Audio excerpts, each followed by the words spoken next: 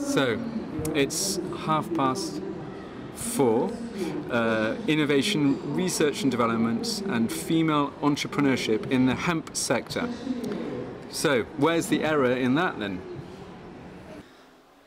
All right then, to look at this matter more seriously in the hemp sector, let's have another way of addressing what we're going to be doing. We looked at biosourcing at 2 p.m. after a press conference. We talked about a number of things about responsible economy, where we need to contribute. We'll be talking about connected businesses in the other room. Now, the hemp sector, of course, it's very important. You're here to talk about this. It's also a small sector. It's a kind of on the margins.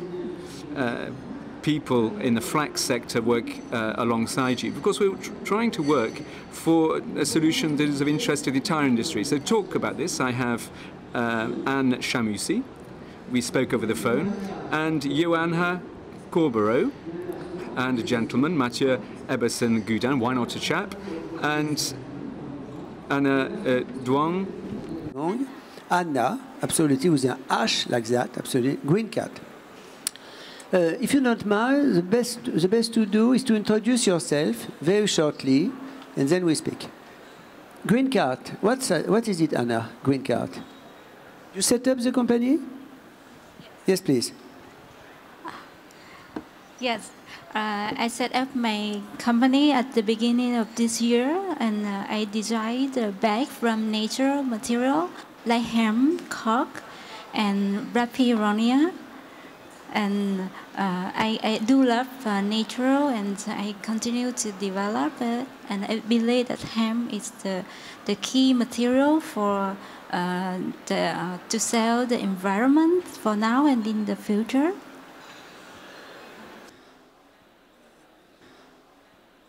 Great, that's very interesting. Thanks very much. Anne, continuing around the table. RBX Creations. Yes, that's right. You've already attended a round table, if my memory serves. So you're very faithful to this event. Thanks very much. Yes, RBX Creations. This is a company that I founded with my brother, Charles. You didn't bring him with you, did you? Well, he must be lingering around somewhere. He sells, I don't know, family little hats, doesn't he? Yes, I've even got a photo of him. Look, there he is. Anyway. So we started working on hemp, traditional textiles, and this is what helped us discover, really, hemp, with all its advantages from an environmental and farming perspective. And currently we're putting together new materials based on hemp, basically to try and find effective solutions given the environmental challenges that we face. So we have a brand called Irony.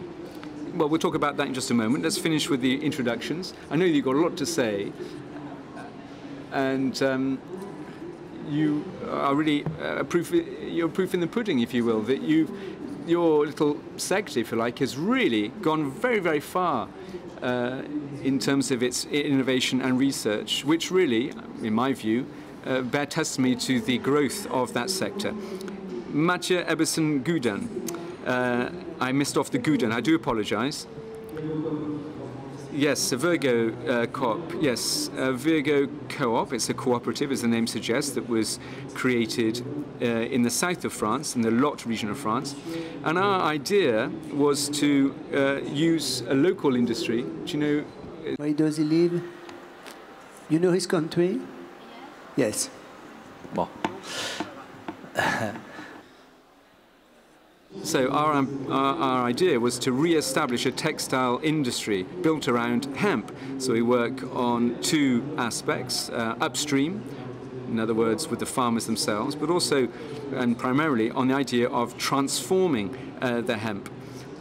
Obviously, in transforming the hemp, that's where everything matters. And so we put together machines. We want to develop these machines, and we work in conjunction with the downstream by manufacturing fabrics from Europe. We can't use local hemp, so we turn to European markets, and we manufacture fabric. I'm wearing a T-shirt which is 100% hemp, and over and beyond the yarn that comes from abroad, it's woven and dyed in France. Okay, let's move to your next door neighbour. Anna, introduce yourself very briefly, if you wouldn't mind. So I'm co-founder of the Pat Delou brand. It's a brand that we launched a little more than a year ago. It's a hemp clothing brand. And what we want is to work on the textile industry in France. Currently, we work with yarn that comes from China because we weren't able to get 100% French product.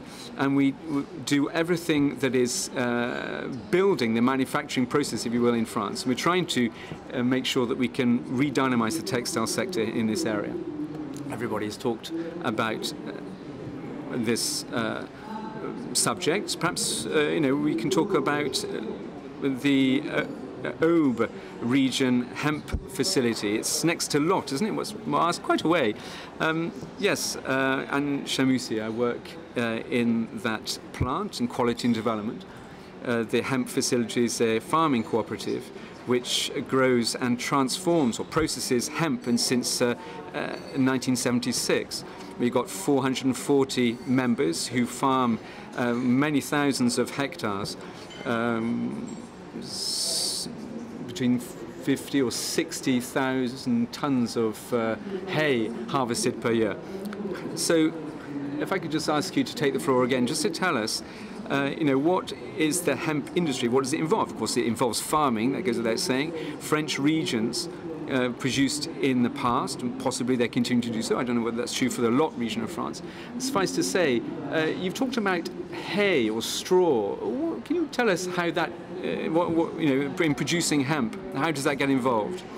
Yes, well, we sow the hemp in April to harvest in September for the seeds, or it could be in August if we let the straw lie in the field. We let microorganisms and water act to produce the bacteria that separates the hemp from the wood, which means it's easier to extract the fibre, which is a necessary step, particularly when you're thinking about doing textile. So what textile can be used in what ways? You can also feed animals, can't you, with the hemp? Yeah, with the seeds. Yeah, with the seeds you can. Yes, it's animal feed. But for hemp straw, you've got the seed that could be used also for fishing and for human food, for doing oil or flour, fabulous oil, which is excellent for your health. And then you've got the straw itself, which is harvested for its fibre, and for the paper industry, it's very useful. And more technical markets as well, automotive, plastics, to name but two, building for insulation, and also for the wooden part of the straw, we're going to be using that for bedding for animals, and also we use also, as I mentioned, in the building industry, and increasingly textiles for new demands that is expressing itself on the market. So, all right, so there is this demand for this natural material. You talk about its advantages, no doubt. So it's the textile industry, fashion tech, is always looking at new things where innovation can express itself and helps us meet the concerns of sustainable process within fashion. And of course, hemp can be produced in France, even though it's, of course, done abroad. Okay, so textile is a latter-day application, is that right? Yes, beforehand. And your workers, what were they doing beforehand? Well, in 1976, primarily, we served the paper industry as fibre for making paper. But hemp was used a lot in ropes and in clothing. That went by the wayside when nylon turned up. Lots of hemp was actually ruled out altogether, couldn't be used, it was prohibited. And little by little, it's returned into France, it's crept back in. But it is an industry that needs to be supported. It's a fibre which is old, but at the same time, we need to learn once again to get to know it better, particularly for a specific area such as textiles. And so today, given new consumer demand and environmental issues that we're grappling with, we have to return now to natural fibers, and hemp, therefore, is a natural fiber and environmentally friendly because it doesn't require any pesticides. In terms of, it needs water, but not massive amounts of water, very few inputs, and we process it entirely mechanically. There is no chemicals involved in its transformation process. We have 100% natural hemp, and we have a mechanization process. In the other agora and in here, we'll be talking about subsidiary matters, composite materials, and I mean, of course, you work in conjunction possibly with laboratories. And then let's turn to the Lot region of France. Everything was, well, hemp was reintroduced into that area, was it? Well, hemp was produced everywhere in France, but it was also for local consumption. Well, as you said beforehand, most of the hemp was used for ropes, for ships. If you don't have any rigging, then it was a bit of a problem. So then things collapsed when steam appeared, and then of course when cotton arrived, it was pushed to one side again, and it was replaced therefore by something that was more fashionable, cotton, and that cast it into shade. But in the Lot region of France, yes, hemp was grown and used, and as you said already, it's a plant which in the future will make it possible to use land cleanly without any particular inputs. Hemp doesn't require, well, it needs water, but as it was said, doesn't need additional watering. It's resilient to illnesses. It can be used in building and in clothes, even though the farming techniques differ depending on what market you're going to be servicing. It may seem a small detail, but it's not really, because what's the sticking point, particularly in France, is the fact that we can upscale for addressing the textile market. So what's the sticking point then? Well, what's the obstacle? Well, I don't know. You know, well, yeah. Don't want to put my foot wrong, but I think most hemp manufacturing was intended for the building industry or for paper. Of course, there are different varieties of hemp that are used in France, and those varieties were developed with that in mind, with building and elsewhere. But the hemp is grown to a certain maturity, so it's thicker and heavier. And so, but for textiles, you need to get it in there early, so it's not too thick. And I would imagine that's going to be something that the chanvre de l'Aube is going to be using. So it goes through a machine that is going to be cut, and then it will go through an entire process. So there's technical steps to be that has to be properly followed to develop the industry as a whole. But there is a major sticking point. I mean, if you want to have an exhaustive manufacturing process, it's the spinning. Of course, you can only spin in Eastern Europe for the time being. That's right. There's the hemp spinning mills in Eastern Europe. Yeah, I mean there are some. There's one which is well known, which is in Poland, which belongs to a French company for that matter, but it's really used for flax. There's one in Romania. There's another one in Hungary, which is actually being dismantled. There's one that belongs to belongs to an Italian company in Lithuania. But they really can count them on one hand. So we need to draw on that. So there's not only production or manufacturing. There's also spinning, and there's also working the actual raw material proper. That's right. Well, yeah, of course, you've got to grow the thing in the first place, but that's not very complex. It's the processing which is not straightforward. You need to strip the hemp, get the fiber out of it, and we think that there are ways of doing that are best suited to this type of plant. And then, of course, you have to spin, but once you've got the yarn, then everything's fine. Then So once you've got the yarn, then you get involved. Is that right?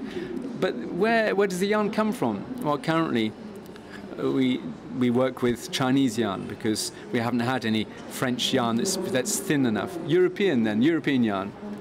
Well, there is European yarn, that's true, but we want to do T-shirt that was with very thin yarn, and which is what I'm wearing now. And that's the thing, we wanted something very light, and also to make sure that it was what we want. So we wanted to make sure that hemp was rediscovered more broadly, and met with appeal. And so that's why we want to have a yarn which is fully 100% French.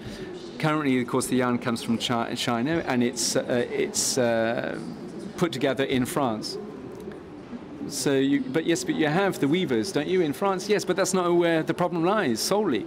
We've run trials with this Chinese yarn to do other types of fabrics to vary our collection. But the problem is that this type of fabric is not very easy to handle. There's lots of shrinkage, there's lots of waste as well because there's lots of holes, lots of things that require other areas of expertise that we don't necessarily have in France. So currently we're working with a facility, a plant, with which we do lots of trials on a number of different fabrics. It's heuristic. There's trial and error. Of course, we are making progress, and it's our hope that we'll be able to bring out some products with this particular fabric, but also other types of things, thicker T-shirts, to offer a variety of things for the market. Anne, what about you with yarn? And have you had a similar experience? Because lots of things been revolving around this type of product, and I mean, you can make fashion accessories, bags, can't you? That's right. With our brand, we make hats because hemp is very suited to that. But that's traditional hemp that's done in the north of Vietnam.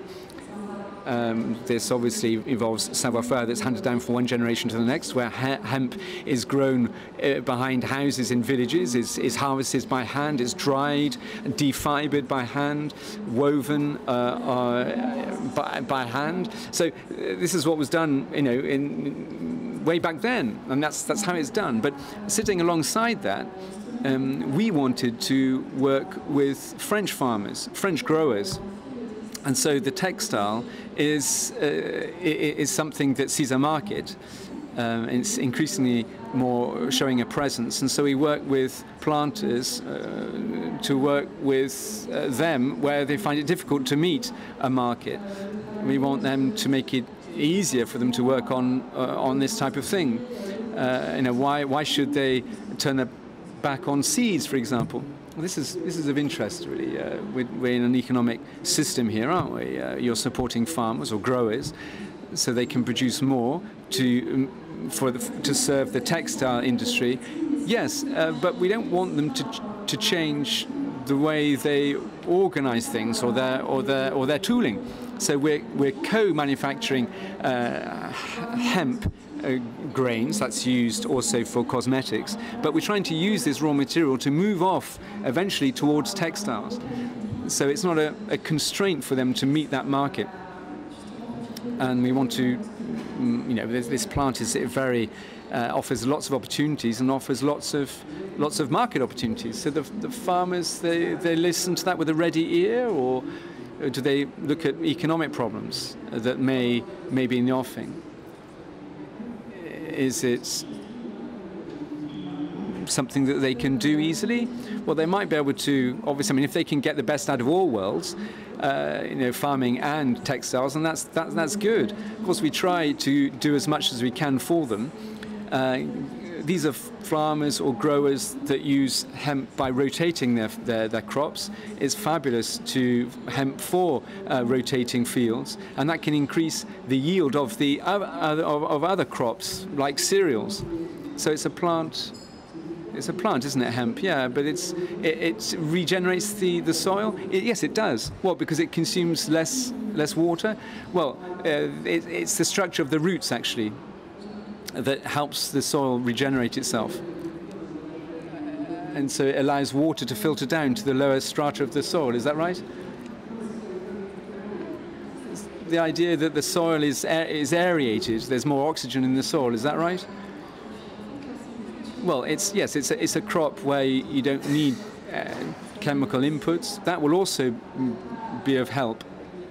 That will stop you deteriorating the soil, and for subsequent crops, well, I mean, then you might put chemical inputs. Perhaps you don't need to because you've done the hemp in the first place. It also prompts biodiversity, so it's highly advantageous to the environment.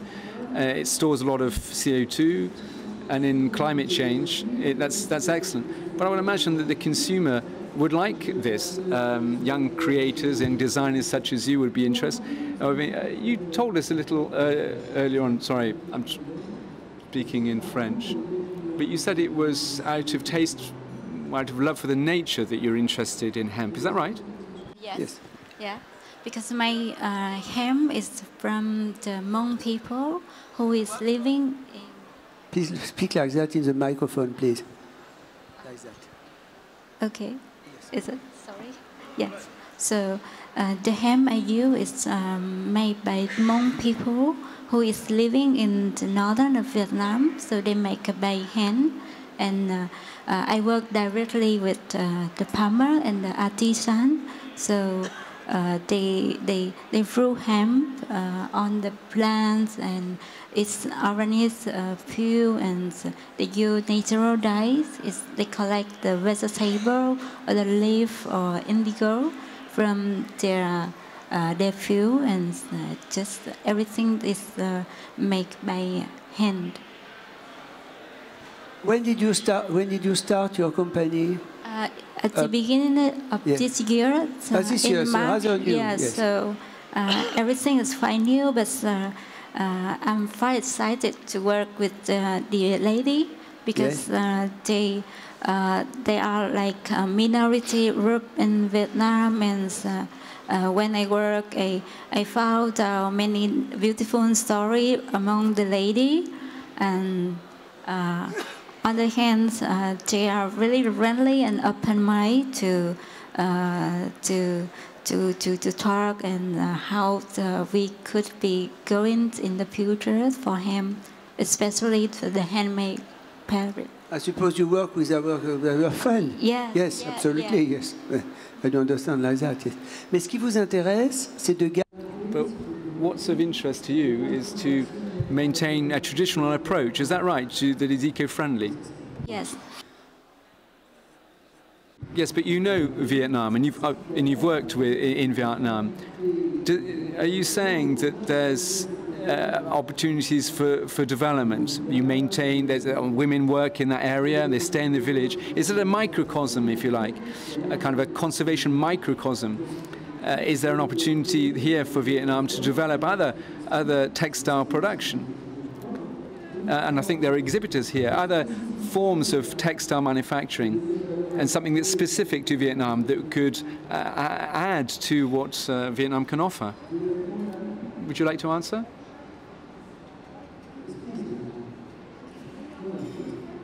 At the moment, in Vietnam, we lack raw material. We are the biggest fashion industry, but on the raw material like cotton or linen, we import yarn from China. So I believe that hemp, if we could develop, it will create a great support for our industry. Yeah. Thank you so much. So you have some experience of Vietnam. Perhaps you could add to what's just been said. So this is to substitute the materials that come from China, so like linen. So Vietnam is a very important producing country, so it depends on imports of various raw materials. So if they could be a bit more autonomous, a bit more independent in terms of creating raw materials, of course that would be very good for the country, very positive. In terms of hemp as well, this is a production which is very much localized in the north of the country, and it's produced by rather marginalized communities. So the idea would be to set up an industry. Of course, then there's the issue of organizing the farming. In France, we already have production of hemp with the leading producers in Europe, of fact. same case for linen. In Vietnam, there's all the downstream part, processing the hemp, etc. Whereas in France, we don't have all that technology, the processing part. That's what we're lacking. But we do produce the raw material. We have a lot of hemp. But we will develop the downstream part, of course. So you are in the downstream part of the operations. Yes, this is what we're trying to do. We try to. So how long has your company existed? 1.5 years. So we started about 1.5 years ago, and we also work with the farmers. We have organic farmers near Dreux. And so we pay some of the profit from these T-shirts goes back to the farmers so that they can produce hemp. And the same thing happens for the Polish farmers. So, but then we've got the knitting, the weaving side. So we try to do all the testing in France. It's not very easy. We try to look at what other European countries are doing to see what they're doing. For example, in Portugal. So I was just going to ask you that question. In fact, this is a good transition point. Okay, we're going to go back to hemp from France. But are there any other countries in Europe that produce hemp? Perhaps the Belgians. And what about the Portuguese? I think that they work on hemp. So I saw something on that. Yes, they do work on hemp. They know how to weave it, and they do this quite well. We've had some samples from them. So in the northern region of Portugal, I don't really know what region it comes from, but anyway. But yes, they do know how to do this in Portugal, and this is what is lacking in what is missing in France. And so due to the Portuguese, we'd like to find out how they work, and we'd like to integrate all this expertise so that we can do the same thing in France. Thank you. Now, in your opinion, Mr. Loeb, I'm sorry, you're the only man amongst all these women. So what's the main difficulty in order to develop, what's the main challenge to develop in this textile? So I can talk about Verocop. So what we'd like to set up, well, there are two major obstacles to what we'd like to develop. So having the processing tools which are necessary for hemp. Yes, we've got the material. That's not the most difficult part. But what difficult is the processing of hemp in terms of the hemp fields. There are two types of fibers that can be used in textile. You have long fibers and what we call tube. So you have different types of fibers. Now, in order to separate the fibers, you have to have processing tools. That we don't currently have. So we've set up a satellite company for Verocop, which deals with the machines. And then we've got Pyramide Medieu, who is developing a machine for this fiber separating process, but the quality isn't high enough, and it doesn't allow us to produce the right kind of material. But for the future crops, I hope that we'll be able to solve that problem. So why can't we use the yarn currently then? Well, you can use it, but it's a bit stiff. It's a bit too coarse, if you like. So can you use it for jeans? So this is a sample of the material that we produce. So there's a difference in terms of quality between what we produced in last year and this year. But this is the yarn that we buy from Eastern Europe. So these are samples of material that are made from French yarn. So as we said, the knit or the weaving was done in Poland. So this was done from hemp that was to be produced for the building industry. So are these for inside buildings, outside buildings? So when you talk about construction. So it's very basic. So in terms of textile, what we do is that we grow hemp and then we cut it when it's reached its peak. We don't want it to go to turn to seed, because otherwise the hemp is too coarse. And it's not adapted for textile purposes, so we cut it down before. This is what we did with this year's crops, and this is why we get finer fibers, more silky fibers, and we have a thread, a yarn, which is more adapted for the textile industry. So that's the second kind of bottleneck is the actual spinning. So we do this in Poland at the moment, but there aren't many spinners in Poland, spinning mills. So of course this is something of a constraint. So this is if we want to do 100% hemp, but then you can do mixtures of hemp. So you can do composite hemp, for example. So hemp like linen or flax, it's very smooth as a fiber. So if you want it to last, you have to have long fibers. If the fiber is short, then this isn't very durable. So you have to mix it with another substance which allows you to kind of make it stronger, either linen or cotton. So that means you have to cottonize, if you like, in inverted commas, the crop. Otherwise, you can't do 100% hemp. You have to mix it with cotton. So this is another choice. So this is actually done elsewhere. It's not what we do. Other people do it. So can I interject? So using cotton, well, we always harvest as we've always done. We haven't got the right machines for these longer fibers like we have for linen. So we use our own machines, and what we can do on our machines is to extract the fiber which is as fine as possible. So these are short fibers that we then mix with cotton, and this is to obtain fibers that can go up to 30 nanometers, so nanomillimeters.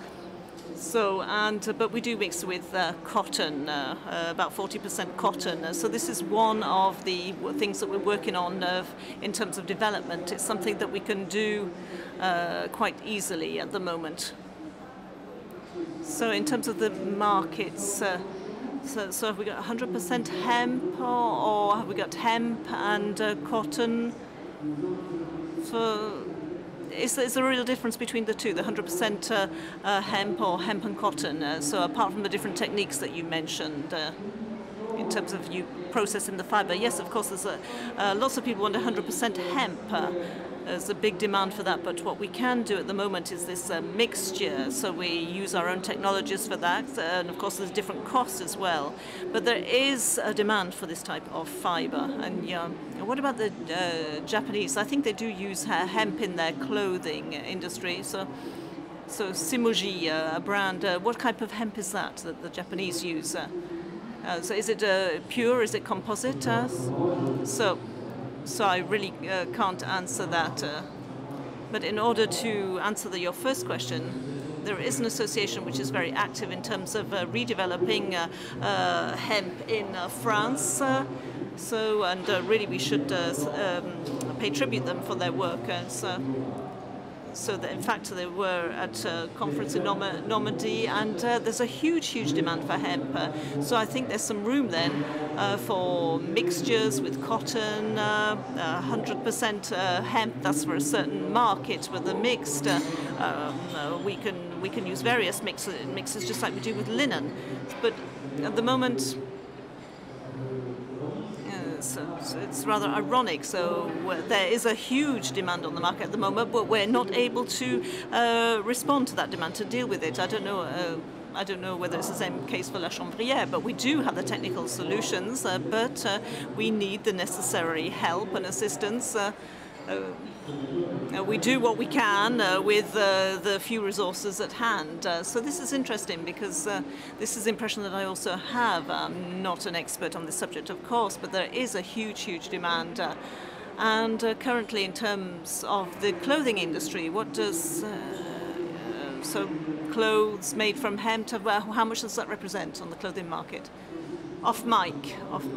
So I think that this was already mentioned in terms of the organic hemp market. So 20%. So what about business at Gorfo and RBX Creations in terms of your two brands? How are things? Well, yes. We really want to develop these new materials because we do feel that there is a true demand, and we try to respond as best we can. So we work a lot on aéronie. So we work on the paradox. So we try to respond to this huge demand. So we've got a brand which is called aéronie. Sometimes hemp has a bad reputation in terms of textiles. So So when we launched Master Sophie 2, we worked on this, and really it wasn't. There was an outcry. So something happened with linen. So we have to. And the creators there said, well, why don't we weave linen? And so it gave a completely different material. So there was another vision of this material. So you start with one particular material, but it depends on the processing, and then the vision of it completely change. So we have to try and change the image that we have of this particular substance. Well, is there still a bad image of hemp? Yes, in terms of the fabric that we use for our hats. It's quite thick and it's quite coarse. But then, given the context, the environmental context, all the different challenges that we must meet, then of course hemp is a plant which has an awful lot of virtues and can become much more important in the textile industry, and so that we can try to overcome these challenges. So do we have enough hemp production in Europe to meet the demand? So do we have enough surface area as well to produce the necessary quantity of hemp? Because as I understand it, hemp can grow in rather hostile conditions. Okay, well, you have to do crop rotations. I don't think that supply is a problem. Once again, supply upstream. So we've got some wonderful creators. So we've got the surface area as well for the crops. So we just need to improve the image. So I think there are also technical constraints. So this is at the beginning of the chain for the farmers. They need new machines, and then we have the spinning side as well and processing as well. If we have the right fineness of fiber, we've got the right tools. So can we find solutions though? Yes. Well, this is what we're working on. So we started with these different constraints. We looked at the different steps in production, and we've done some research into this to try and apply different processes. And so this is why I was saying that we want to co-produce the hemp seeds, because the farmers that we work with are finding difficulties there. So we try to process those, and we try to have fibers and yarn that can be used on cotton machines. So in terms of that, so it's the composition of the fiber that so it could be then woven on the existing machines. So let's work with the existing machines, and we can't obviously redo everything. We can't, so we could use the rather sophisticated machinery that already exists in Europe. So this is what we think, this is what we can do for the farmers and also for the spinning side. So really base ourselves on what exists, what's still present, and really, yes, use what exists and don't reinvent the wheel, as it were. So do you have any questions, ladies and gentlemen, who are listening to this, representatives from the hemp sector? Do you have any questions to ask them? So, Jean-Charles, I'm surprised that you haven't got a question to ask. Can you say who you are? Good afternoon, Charles Lebourg. I'm the brother and associate of Anne, who's here today. And we have managed to produce a yarn, a thread, which is 100% produced in France. So we didn't mention this so that you could take the floor at the end.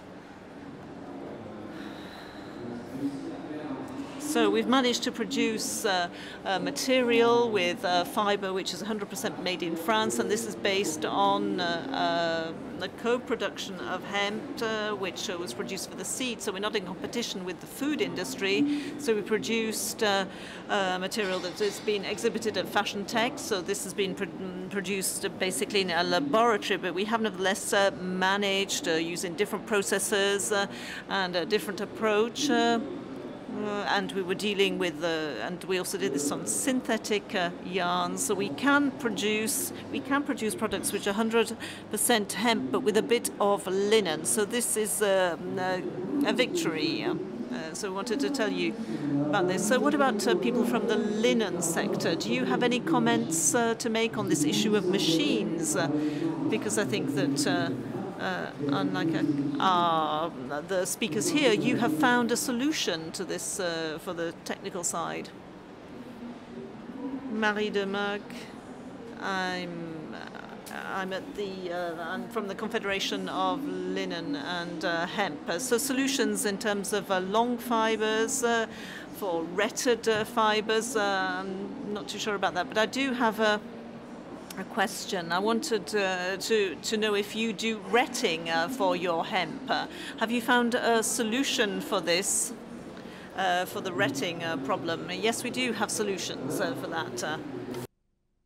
So you can see this in this example we have here. It's rather rustic, but so yes, it's retted in the field itself. For those who don't know, you can't ret using water. This is a process which pollutes, so you have to do this in a closed environment. So we do this in the field. Then the retting is done in the field, and then we have a collection process which is quite simple. So I go back to what Anne said. We try to have something which is accessible, use the machines that already exist, and so we have these kind of bale producing machines. So we have this bale of hemp, and we can extract the long fiber from that, and then we've got the maturing process, etc. And so the hemp is refined. So in the future, with fine and more sophisticated processes, we'll get long fibers. So sorry, off mic. Est-ce qu'il y a une autre question? Is there another question? Go ahead. Can you say where you come from? Isabelle Janel, Intersport from France. So my question is then, these are ideas then which we're very interested in, but what about the real cost in terms of hemp and linen? Is the price feasible on an industrial scale, at a very large scale then, for sites like ours? So hemp, can we use that in our industry? Can we work it, if you like, and in terms of price as well? Is the price right? So ladies first. So for me, at our scale, in terms of La Chanvrière and what we produce currently, this is feasible with our cotton mixed fiber. So it's a mixture. We mixed it with products we've already tested. That we've worked on with different partners, so we know that this can be something which is feasible at an affordable price for you. So basically, you suggest mixing it with cotton then, so that it can be usable. So this is what we have developed anyway, and this is what we know how to produce currently. So without wanting to be too in industry, who do you sell to? Where can we find these products, these fabrics? Well, we provide the raw materials, and we're in touch with the spinners, so I could give you my card and then you could get in touch with them. So we would get in touch with the various producers, put them in touch with each other, because I think that your fabrics are very interesting for our market. So you mentioned that you were from Intersport. So this was a job that we did for innovation R&D with our friends from the linen sector. So in terms of using linen in the sports industry, it's got a lot of properties, anti-stress, etc. So this is something which is very interesting, especially from the weaving point of view. So a completely different approach, which is able to really add value to these substances. So I understand that brands like yours are saying, "Oh, well, this is an interesting idea." Yes. The properties of hemp vis-à-vis the linen. Linen can be anti-stress, so we remember these jute bags that we had in the past, but hemp, what are the natural properties of hemp? What can this provide if we have hemp clothing rather than cotton clothing? So allow me to answer that. So in order to work on 100% hemp, so it's just this T-shirt that I'm working, and hemp and cotton, we did some tests. We tested two possibilities: 100% hemp. So this allows you to do. It has different qualities. It's a thermoregulator. It's light to wear, and there are lots of brands that use this fabric more and more for sports clothing, for yoga clothing. So it depends on the use, the purpose of the item that you want to create. So it's closer to bamboo then than linen is, or flax. So when you wear it, yes, it's a bit like linen. If you have 100% hemp garment, so it's the same as linen in terms of the lightness. So it depends on the processing that you apply. So the one that I'm wearing is a very light T-shirt, very fine, and this is why it was difficult to co-produce this. But it depends on your needs, on your requirements. So not all hemp clothing is the same. So if you look at the jean, so the jean is a very interesting proposal, but it's not at all the same thing. Is it the same substance? Is it the same material you're wearing? Can you stand up so that people can see it? You can give him a round of applause if you want. So this was made by Touferry. Oh, that's great. So we're a partner with them. And just to go back to what you were saying before in terms of demand, so we have about 1,000 pairs of jeans sold. So it just goes to show you that there is a demand. What about the price for the public? We're talking about 220, 240 euros. So this is a pair of jeans, which is quite high. So it's so to answer your question on the possibility on the price of hemp, there are two things that we need to say. So this is a kind of niche market for the moment. So the higher the demand, then the more the price will go down because we've got this scale effect. So that's the same thing. The second thing is, well, what do we want to do with this? If this is just to respond to a demand to push the prices down, what we're interested in is that the extra value in this product needs to be distributed from the producer to the consumer. So this will be a price then that everybody will be participating in the production of this hemp. So participating in the sustainability process. So if we were to produce shorts from this, what about the price? Well, also, and what about the different properties? There's a question of resistance. It's very hard wearing, and then we've got the thermoregulator aspect.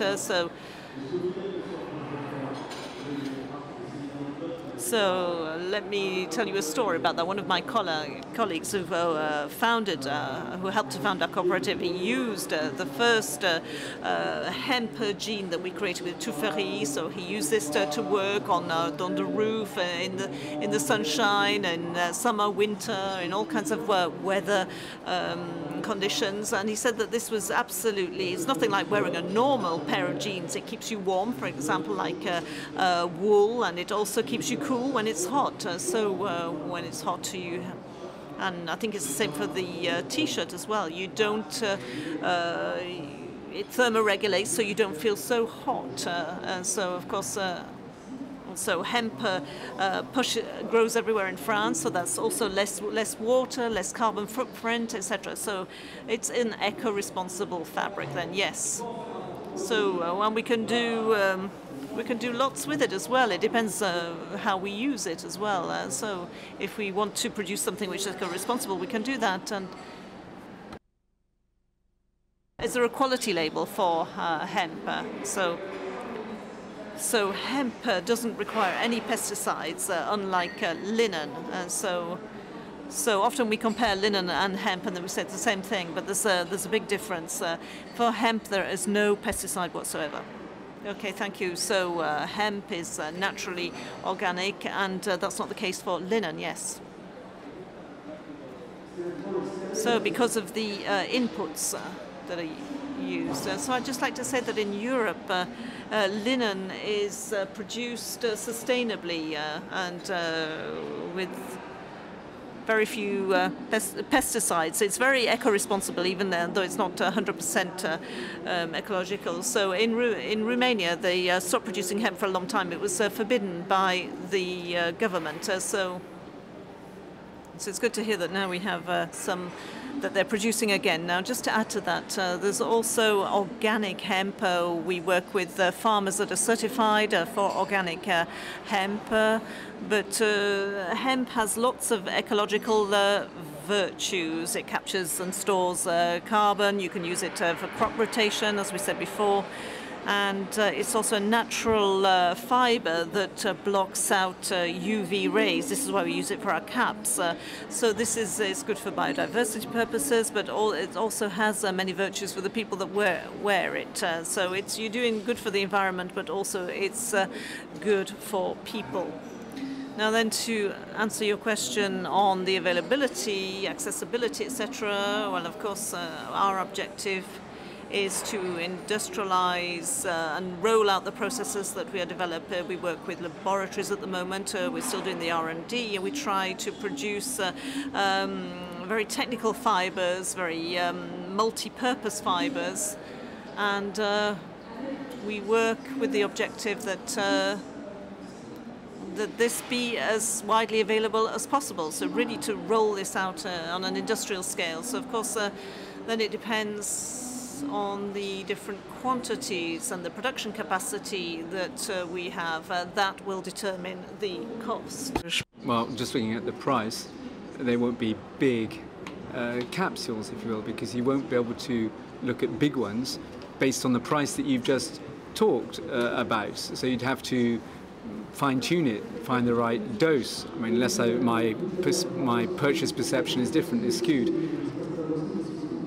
This perhaps is illustrative of something mentioned earlier on. Somebody was developing something for North Face. It's 50 jackets, 1,000 euros a jacket because of this, that, and the other. Well, these are niche markets. That's right. But these niche markets have certain advantages. You can see that in professional fairs. It changes and shakes up things. It's a mover and shaker. For your brand, if you want to embark upon that type of production for a niche market and then move out from that, and Ben Simon, for example, produces very little in France, but also part of his collection is nevertheless made in France.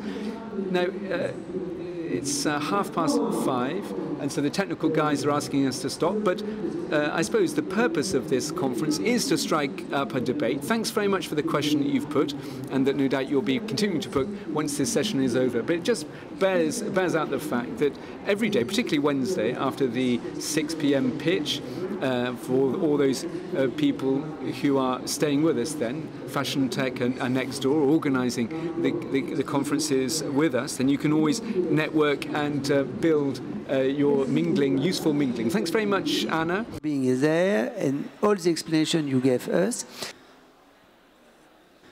Thank you very much, Anne. You don't have to bring your brother next time because we're delighted to see him.